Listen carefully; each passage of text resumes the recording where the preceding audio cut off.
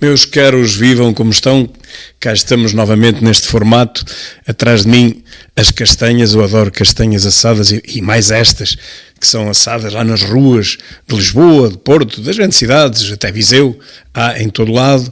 Eu não resisto a este tipo de pitel, para mim é das coisas mais saborosas que há, são estas castanhas assadas, e hoje é dia delas. Hoje é dia 11 de novembro, dia de São Martinho, e vamos começar por uma corrupçãozita, pois sem isso Portugal não seria o mesmo, e a PJ faz buscas na Câmara Municipal da Nazaré por suspeitas de corrupção. Eu nem acredito nisto, porque nós todos bem sabemos, e o seu presidente da política judiciária, vejam que eu não digo polícia, digo política, o grande educador do socialismo nacional, o sucessor de Arnaldo Matos, está farto de nos explicar que não há crime nenhum em Portugal. Portanto, isso são tudo percepções, é tudo doidice, é tudo coisas da extrema-direita, portanto, não sei o que é que ele foi fazer à Câmara Municipal de Nazaré, ou se calhar ele nem tem conhecimento disto, espero que tenha pelo menos. E o Comitê Olímpico Internacional prepara-se para afastar atletas transgénero das categorias femininas dos Jogos. Lembram-se daquela nadadora, que era um homem autêntico, ele nem sequer disfarçava, que foi posto a andar, e era português, foi posto a andar das competições femininas, e muito bem, pois ele era um bicho autêntico, e agora o Comitê Olímpico Internacional, depois de muitos anos de tibiezas, de medo, do politicamente correto, do wokeismo louco, acabou por deixar de ter esse medo. Isso está a acontecer um pouco por toda a parte, o wokeismo maluco está realmente a recuar em toda a linha, e portanto as pessoas ganharam confiança novamente, deixaram de ter medo daquela gente esquisita, wokeista, e começa-se a repor a ordem, começa-se a pôr a legalidade, enfim, começa-se a pôr o bom senso em tudo, e realmente o Comitê Olímpico Internacional vai fazer a separação que nunca devia ter deixado de existir. Homens para um lado, mulheres para os outros, só há dois sexos, há muitas doenças mentais, agora sexo só há dois, masculino e feminino. O Web Summit apontou o dedo aos hotéis de Lisboa, denuncia aumentos até 500% nas tarifas.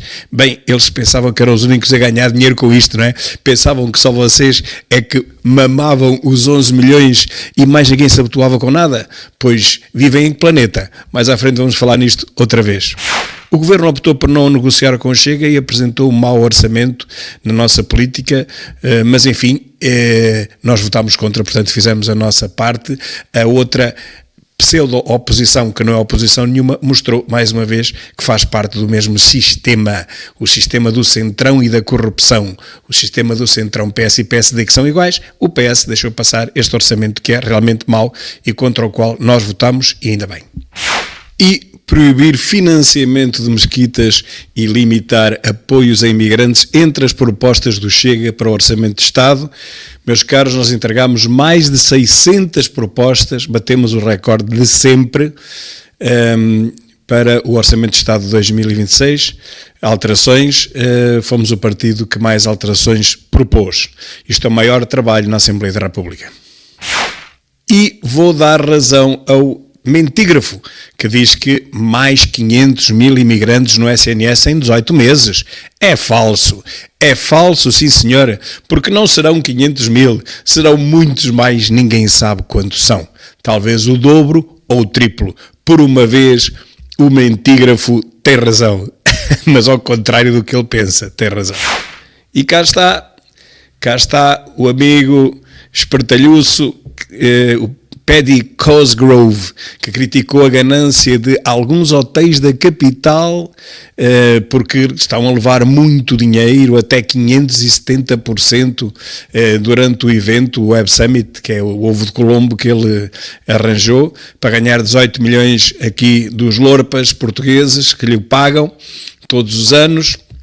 E, portanto, ele agora queixa-se que os hotéis estão a levar muito dinheiro, 570% é muito, é pago com taxas turísticas, realmente é muito para ele. Vem cá buscar 18 milhões, mas acha que não deve pagar 500 ou 400 euros por um quarto. Vocês, seus espertalhões, ganham milhões aqui e contribuem com zero. Queixam-se de quê? Governo investe 52 milhões em prevenção de incêndios e quer duplicar a área de focos controlados, meus caros, 52 milhões, só não investe é 1 milhãozito, em vigiar as matas. Isso é que não, porque se o fizesse, os incêndios acabavam de vez. E isso é que não pode ser, porque isso acabava o negócio para tanta gente. 200 e tal milhões em aluguer de meios aéreos, como agora se diz, 70 e tal aviões, é preciso gastar esse dinheiro, alguém tem que o receber. Portanto, esse negócio não pode acabar. É um negócio de 1.000 a 1.500 milhões por ano. Não se pode perder esse negócio. Quem é que ia ficar sem receber esse dinheiro? Nem pensar. Incêndio sempre, não muitos e que não morra ninguém. Agora o resto, haja incêndios com força que é para distribuir 1.000 milhões, pelo menos. Se a correr bem, distribui-se 1.000 milhões por muita gente.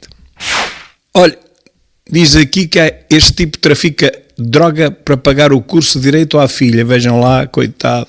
O homem vivia em casa da Câmara da Amadora, onde pagava 4,19 euros de renda. Ouviram bem? 4 euros de renda. E muitos daquela etnia que nós conhecemos, que têm estas rendas de 4 a 5 euros, nem sequer isto pagam. Nem sequer 4 euros, 5 euros pagam. E traficava droga no bairro.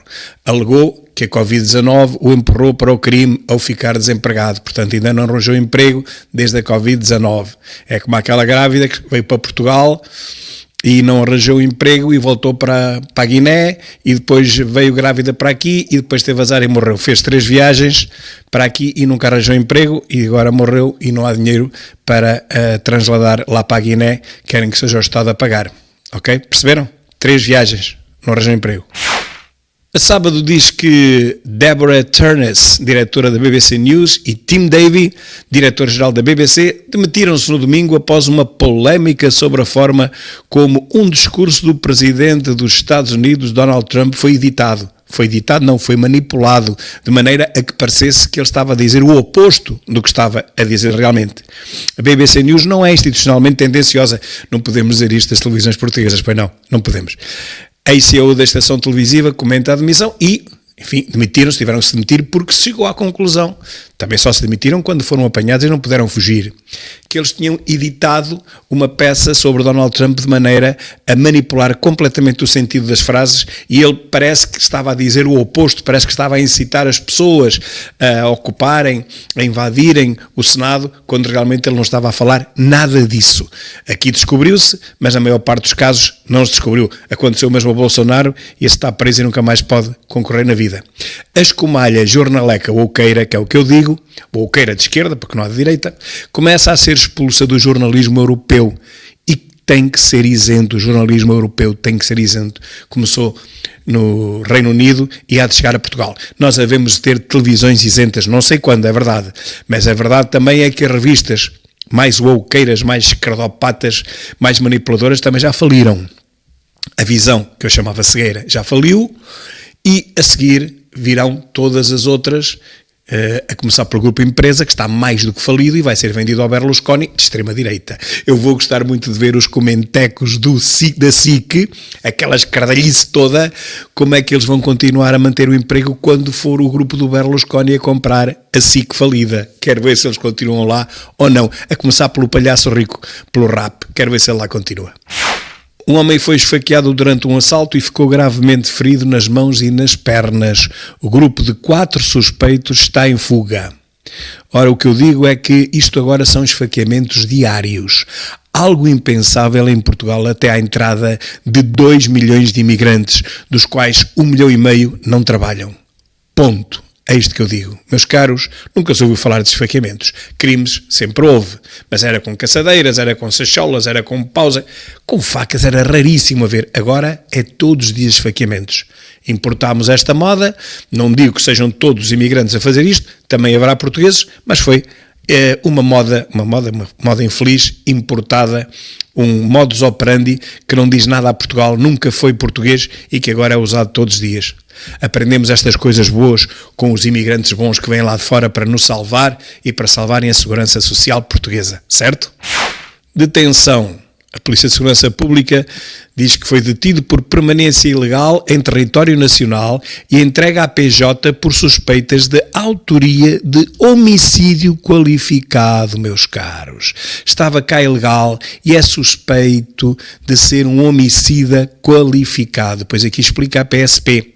Lá está, entregaram-no à judiciária, mas o senhor presidente da política judiciária vai já dizer que se é estrangeiro, com certeza absoluta que não é criminoso, porque não há nenhum estrangeiro criminoso. Em Portugal, todos os criminosos são portugueses. Se for estrangeiro, não é criminoso. Se é criminoso, não é estrangeiro. Ok? Sr. Presidente, grande educador da classe estupidificada. E o caso da grávida? A transladação da grávida é uma história muito mal contada. Não é verdade? Falei há pouco nisso, aqui está um vídeo que vale a pena ver na minha página do Facebook, onde se conta a história mal contada desta senhora que veio 3 vezes, fez a viagem 3 vezes, aliás, desde a Guiné até Portugal, não arranjou emprego, engravidou, veio cá ter o filho, com tanto azar, veio sozinha, o marido não veio com ela, e com tanto azar que morreu ela e morreu a criança. Mas uma história muito mal contada. Bom, afinal o cabo nunca foi inspecionado, refiro-me ao cabo do elevador da Glória. Carris falhou o teste magnético ao cabo do elevador. Portanto, meus caros, o que aconteceu aqui foi isto. Não houve manutenção nenhuma.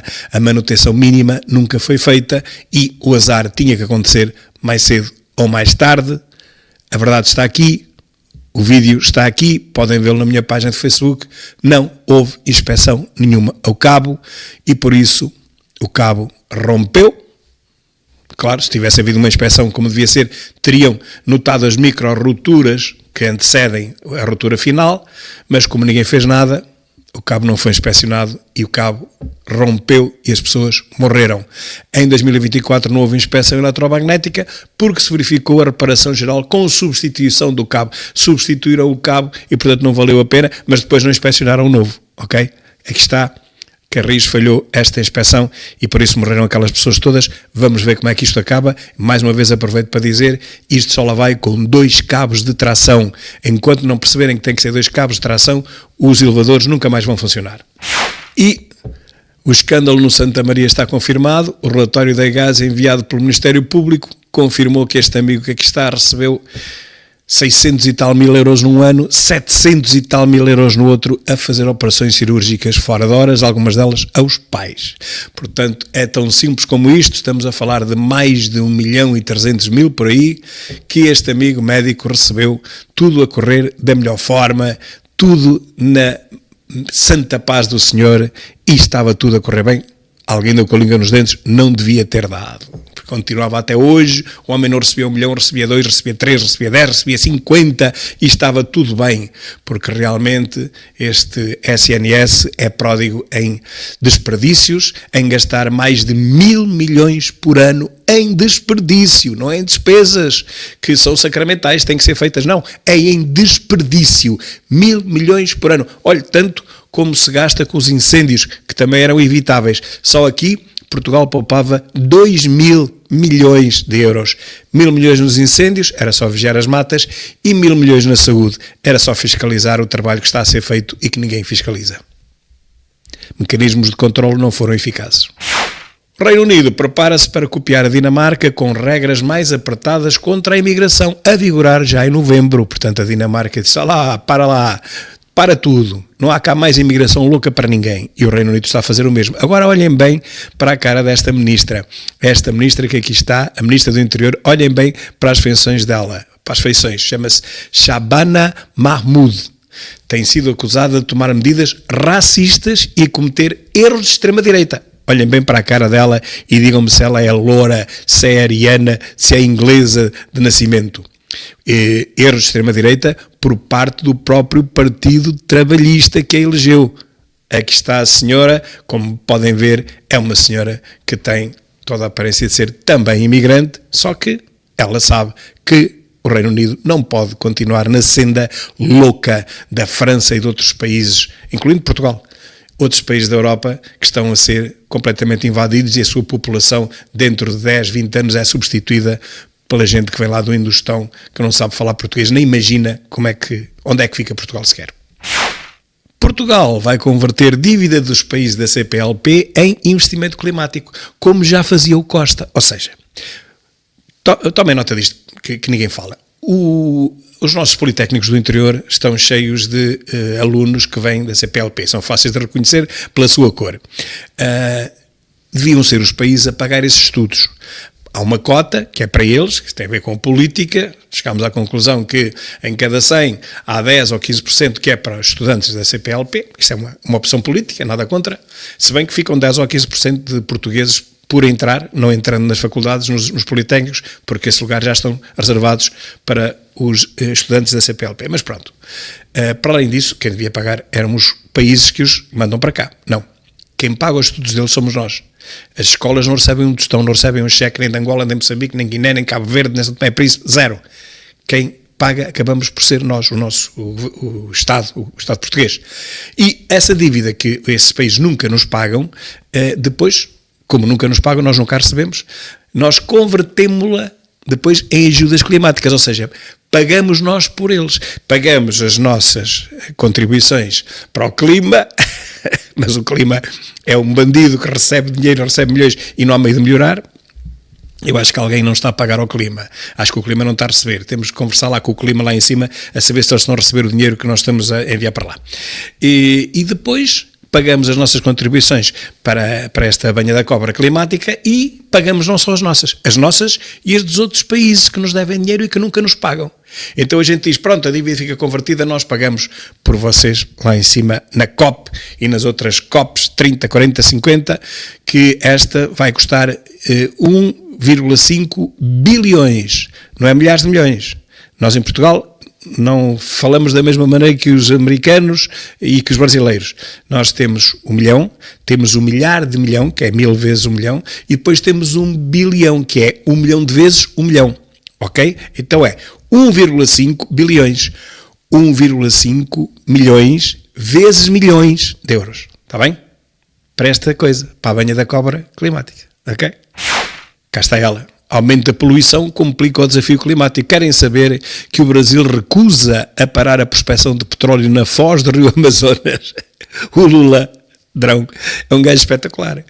Enche a boca com as alterações climáticas e temos que combater porque está a subir mais de 1,5 grau e vamos morrer todos. Mas continua a prospecionar o petróleo, continua a fazer o drill, como diz o Trump, drill baby drill, continua a fazer a prospecção de petróleo, a furar por aí abaixo, com as brocas até lá ao subsolo, para tirar o petróleo. Portanto, uma coisa é o que se diz da boca para fora, outra coisa é o que se faz atrás das costas.